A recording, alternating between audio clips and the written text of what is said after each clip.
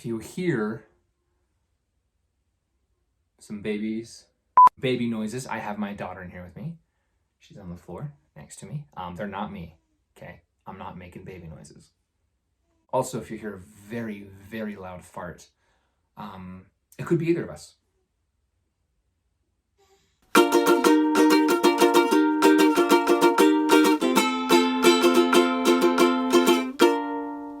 Hello everybody, welcome to Film Fireside. Today we're going to be diving into my predictions for the Academy Awards, the Oscars 2021 awards season. I'm not going to do the technical categories today. I'm going to do the technical categories in the next video. So without further ado, let's just dive right in. If you look here, you'll see I actually have 12 listed. One thing to note, the rules of the Academy are they can only nominate 10. I am including 12 because the last few are a little up in the air for me. Another thing too with the Academy that's really annoying is they can nominate 10 and they almost never do, which really annoys me. That genuinely bothers me, actually, that they don't do that. Because, I mean, if you can nominate another film, why not? They're a great film, especially last year. There's some great films that could have filled that 10th slot, and they just straight up didn't do it because, you know, who knows why. This year, specifically, I highly doubt they would do more than, like, 8? Maybe 8, even? I don't know, because they could even do 7. I don't know. We'll see. I'm going to say the first 6 on this list are basically, are basically locks in my mind. And I have these listed in order of the likelihood of them getting nominated. 1 being they're the most likely to get nominated. Further down there, I have them less likely. All the other categories, I'll only include 5. This one including 12. So right off the bat, the number 1 slot here is Nomadland. It's a film directed by Chloe Zhao starring Frances McDormand. And I have it as my number 1. I also am almost, I can't put it in as a lock necessarily, but I'm pretty confident at this point that it will win Best Picture as well. I haven't had access to it yet, obviously. I haven't been able to see Nomadland yet. I probably won't be able to until February is what it looks like. Most of us won't be able to until February. Definitely getting nominated. We'll have to see if it ends up pulling a win. I have that in my I think it's going to win slot now. We'll see what happens. Next one, right after that, is Mank. I am very, very confident this will get nominated for Best Picture. They love David Fincher. They love Black and White. They love Gary Oldman. And this story, this is kind of cool. David Fincher's late father wrote the script here. And just the type of movie it is, by all accounts, the Academy loves film history films. They love things like that. So by all accounts, it's most definitely going to get nominated. Next one following, Trial of the Chicago 7. Very stacked cast. A very great story. Very powerful story. Very fun story. Very intense story. Extremely dramatic. Sometimes hard to watch. And there's just a lot of Oscar bait, if you will. I don't like saying the film is Oscar bait necessarily. However, it seems like there's some Oscar bait-esque things going on with this film that perhaps, you know, they're pushing for a nomination here. So, Trial of Chicago 7, pretty confident about that one. Sixth one here, and this is my other just lock of I'm almost confident this is going to get nominated, is Ma Rainey's Black Bottom. George C. Wolfe has been nominated before for Fences. This has very much that Fences type of feel to it. Which could be an argument for it not getting nominated, because it's, you know, if it's like Fences, then why would they nominate 2 films that are kind of the same? But I mean, the Academy does that. Ma Rainey is, I think, unique enough from Fences. Ma Rainey's Black Bottom, I'm almost confident there. The next one I have here is Minari. This one is a lock for me as well. This debuted at the Sundance Film Festival this year. I haven't seen it, but it was heavily talked about at the film festival. It's been sweeping some other awards as well. It's on the radar of other awards happening. So I'm pretty confident that'll get nominated for Best Picture as well. The next one is The Father. Anthony Hopkins. Everyone has been raving about Anthony Hopkins. Those who have seen it have just been raving about the quality of this film. From what I'm hearing, the editing choices of it too are very, very unique and very, very specific. It seems like a very unique film, and seems one that I'm really excited for. Now getting into my less confident ones, and part of this is because I haven't seen some of these movies. The one I'm feeling less confident in, but still have it up there, is One Night in Miami. The one thing that has me a little less iffy of this, so Rotten Tomatoes has like a 97%, so that's great. But the other thing that's kind of weird is on IMDb, it has a 6. And IMDb isn't always the most trustworthy, especially at this time, because not a lot of people have seen it yet. The point being, I could see there being a bit of a divide on this film, just based on what I'm seeing. Critics may love it and others may not love it. The Academy could very much nominate it still. I mean, because the example from last season that we could take into account here is Joker was not critically acclaimed, and actually not many people liked it all that much. I being one of them. And it still got nominated for Best Picture. And I have One Night in Miami in other categories. I'm almost confident about this film winning or getting some recognition in other categories. Is it Best Picture worthy though? Don't know. We'll have to wait and see. It comes out in a little bit, so I'll have to watch it and I can form a more fully formed opinion on that. Next one I have on here is Soul. It's rare. It's happened though. It's rare for a film to get nominated for Best Picture. I have no doubt this will be Best Animated Feature. Like I'm not even kind of like questioning that in the slightest. No doubt in my mind, this is going to get Best Animated Feature. No doubt about it. Is it the quality, though, that allows for it to be, considered Best Picture? I think so. The other reason why is for other awards, it's been getting some screenplay recognition. And that to me says if this animated film is enough in other awards categories and other awards ceremonies, if they're able to recognize an animated film for its script, which usually animated films don't get recognized for that, which they should. It's not common to see that. So if we're seeing that happen, I think that to me says we could see a Best Picture nomination here, I'm really hopeful. I really want it to be. I genuinely want it to be. We'll have to see though. The other one that I have on here, News of the World, is not... I saw this film. I really liked it. It's a great film. I wasn't getting Best Picture vibes from it. Could be though. It very well could be. I don't know about this one. A lot of people are saying it will though, and that's what's odd to me. Notably, Paul Greengrass directed it. Maybe familiar with like Captain Phillips, that got nominated for Best Picture. I think that was his last film he did. So Paul Greengrass has some sway at the Academy. His films definitely get recognized by the Academy. This one didn't seem like all that unique to me. It's a Western and a Western to a T. It very much is like, it took me back to like 60s era of like Westerns. So that might bear some weight to it. For me though, my complaint was, okay, I've seen this before. You know what I mean? However, I don't know. The Academy may be like, it's a Western, they're back, baby. So... and it'll get nominated. I don't know. We'll have to see. Next one on here, Promising Young Woman. I want it to be nominated so bad. I really want it to be nominated. I want it to be nominated so bad. The Academy likes new filmmakers. They love giving recognition to brand new, unknown filmmakers before, and that would be very much the case here. I hope so, because it's a great film. I have Sound of Metal on here. This film was very, very unique. I loved this movie, obviously, and again, I would want this to be nominated for Best Picture, because I think it's worthwhile. Very unique film, like nothing I've ever seen before, really. The question we have to ask, though, is it too indie for the Academy? The Academy likes indie films or even unique films, but there are some films that maybe are too indie in the indie film category. I could see Sound of Metal maybe being too indie, and I don't really know how to explain it other than that. So maybe if you've seen Sound of Metal and know what I'm talking about, great. If not, sorry. 12th one, The Five Bloods. Spike Lee, Chadwick Boseman. It's a good movie. I have Delroy Lindo in another category and some technical awards too, so perhaps those will give it enough sway to get Best Picture.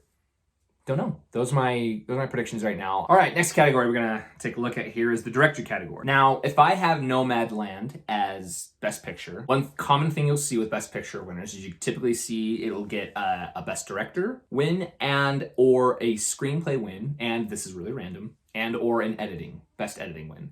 So usually, if you're feeling confident about a film being Best Picture, you want to consider director and screenplay as well for awards consideration. And part of the reason I think it's going to win Best Picture is because critics are raving about Chloe Zhao. I guess she makes some very unique, distinct directing choices here. And again, I haven't seen it, but that's the main thing of this film, as I've heard, is her direction. So I foresee a win for Chloe Zhao. As of right now, she's at number one on my list. Second one on my list is Regina King. Again, a popular actress or actor who makes a directorial debut and does a great job with it. That's something we see at the Academy before. And we'd love to see that. We really do. And Regina King when she won Best Actress for, I believe it was If Beale Street Could Talk just 2 years ago. So she's pretty fresh in the Academy's mind, for her film to be nominated for her direction of it. That's another thing too about this is her direction is great. She tells a really great story, and it may just be a very specific voice, and her voice might be what makes One Night in Miami so good. So I'm very confident that she's gonna get nominated for Best Director. David Fincher, we love David Fincher. The Academy loves David Fincher, and the direction of Mank is worthy of being considered for Best Direction. So I have him on here. We'll see if that takes place. I'm pretty confident it will. Again, considering my backup for Best Picture win, my backup for Best Picture win is Mank. And therefore I should assume the same thing. You know, I should probably see a win or at least a nomination in those categories as well. That's the other thing. Sometimes they don't all necessarily win. They're most oftentimes are nominated. I mentioned this before. They like Paul Greengrass, so perhaps his direction of News of the World is considered good, and it's great direction. It was a little long, but I liked it. My 5th slot I'm gonna give to Emerald Fennell. I think she deserves it. She very, very much deserves it. I feel a little more confident in this, and the reason I'm feeling a little more confident in putting her in here is sad. So just bear with me. Last year, 3 women got snubbed. 3 director women got snubbed. I don't really like blaming someone not getting nominated on something that shouldn't matter. You know, I don't like doing that. However, last year was weird. Greta Gerwig got snubbed for Little Women. Marielle Heller got snubbed for A Beautiful Day in the Neighborhood. Lulu Wang directed The Farewell. And by the way, 3 of the best directed movies of last year. And I genuinely mean that. And I thought to myself as I was predicting the director for last year, I was like, wow, like at least one of them has to be nominated. Great, we're having some female directors at the Oscars this year. Yes, that'd be so good. And what? Gosh. Now, granted, last year was a stacked year. There's a lot of, great directors, but really, Joker? Really? For direction? No. I was very mad. Very, very mad. And a lot of people were. Therefore, I don't see that, again, now that I have 3 women in the Best Director slot, and I don't see them making that same mistake 2 years in a row. That's a bad reason. That is suggesting that the Academy doesn't really want to give them, the Best Director nomination. They're just doing it so they can stay out of trouble. Unfortunately, that might be part of it. However, if that is part of it for any certain members of the Academy voting that way, for that reason, it's not too much of a loss because these 3 women deserve it. Take that for what it's worth. Perhaps I'm right about that. I don't know. That could be a thing. Maybe it's not. I don't want to make it a thing if it's not. Anyway. Okay, looking at our Best Actress category. A lot of things are up in the air here. I would say that Viola Davis, I would be very surprised if she did not win Best Actress. And I'd be even more surprised if she didn't get nominated. For sure getting nominated, I have her in my number 1 spot, which means I think she'll win. Frances McDormand, she's been getting a lot of her performance in Nomadland 2 has been getting a lot of acclaim, a lot of attention, so we should see some good stuff coming from that.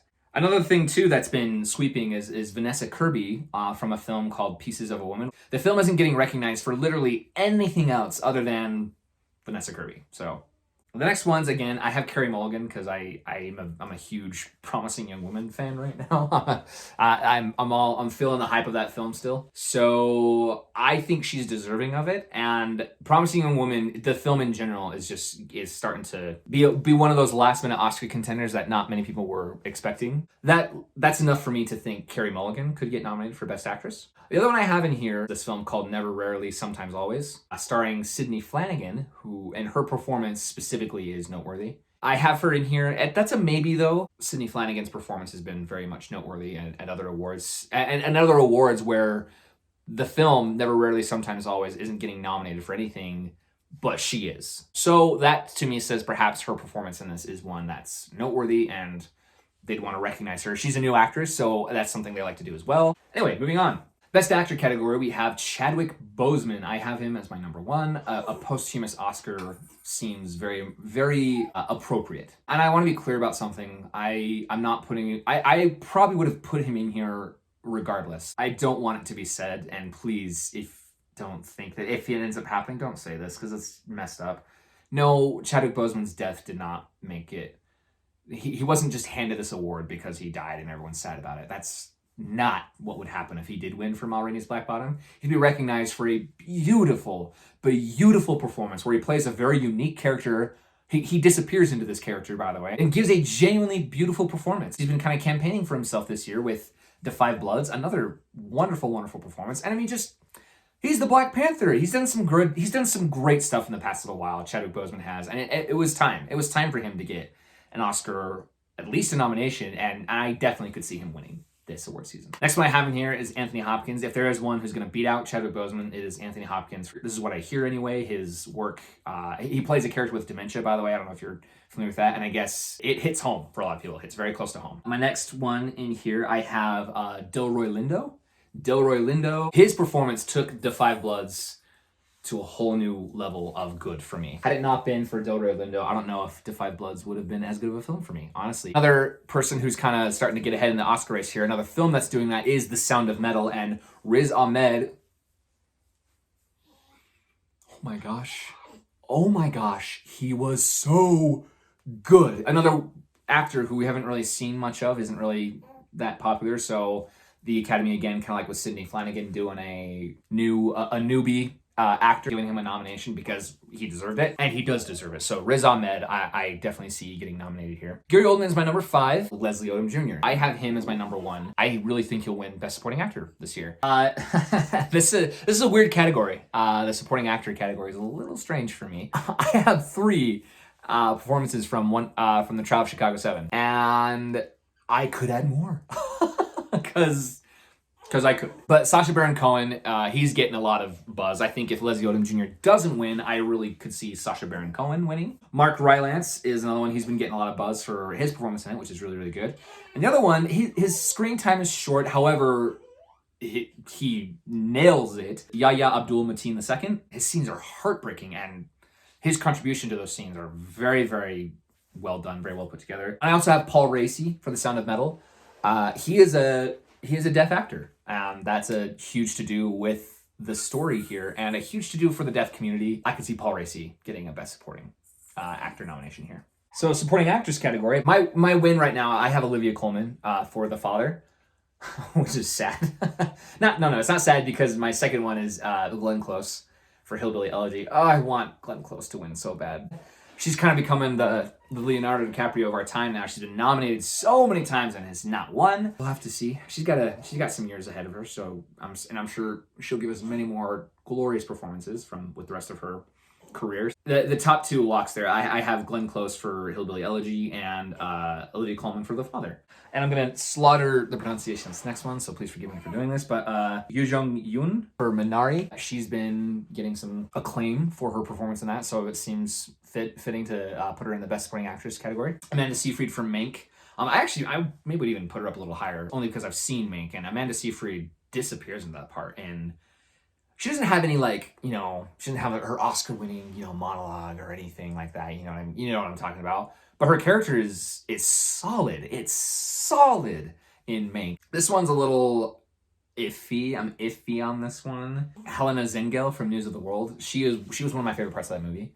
And it was making me think of Haley Steinfeld. She, as a young actress, was nominated for True Grit back in 2011. I could see Helena Zengel sneaking in a nomination. It's not common that the Academy Award would nominate a younger actress for a part, but it's not been done. So yeah, I'm gonna kind of go on a limb there and throw Helena Zengel in as my prediction. So adapted screenplay, again. If I'm confident enough that Nomadland's going to win, then I should be confident that it's going to be adapted screenplay. The writer of The Father too. The Father was originally a play, which is why it's in the adapted screenplay category. However, he adapted the screenplay for the screen, so I think it's safe to assume that will be getting a nomination as well. Ma Rainey's Black Bottom was also a play adapted into a film, and it's a good adaptation, and everything is very, very quick, very fast-paced, so it seems like the writing of it, and the dialogue specifically of it is noteworthy, so I can see it getting nominated here. One Night in Miami is my next one on this list. One Night in Miami, it seems like I haven't seen it, but from what I'm hearing conceptually, it's very unique, which we can attribute that to a screenplay.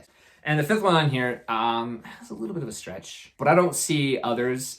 Personally, I don't see others. I can maybe look at some other films that could be eligible in this category and pick a few out, but personally, I could see I'm thinking of ending things getting nominated. The Academy loves Charlie Kaufman's screenplays. They haven't nominated him for a long time, but this is a screenplay I could see the Academy maybe getting behind. I definitely know this is a film that's too indie for the Academy to like really recognize and, you know, give it a lot of acclaim to, but I think the screenplay could be worthy enough of a nomination. For Best Original Screenplay, my number 1 is Mank.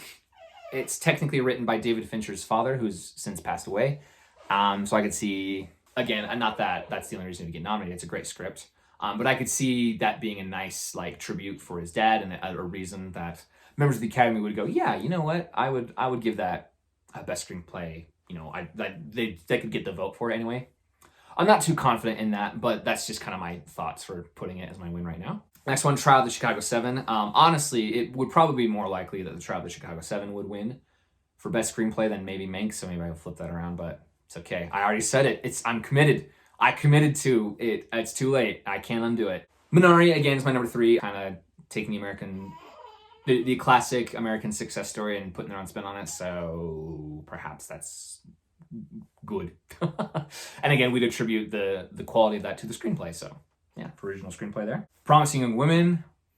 The screenplay was my favorite part of it. Of all the things Promising Young Woman could get nominated for, I have this as my most likely category it could get nominated for. We'll have to see how the race goes. It's still a little too early to say if it's going to get enough, you know, of a lead on other films for it to get those other wins or those other nominations. But I think in the screenplay category, it has enough of a lead to perhaps get a nomination for its screenplay at the least. Soul, again, the screenplay has been getting some recognition in other awards, so it only makes sense to me that it gets for some recognition here.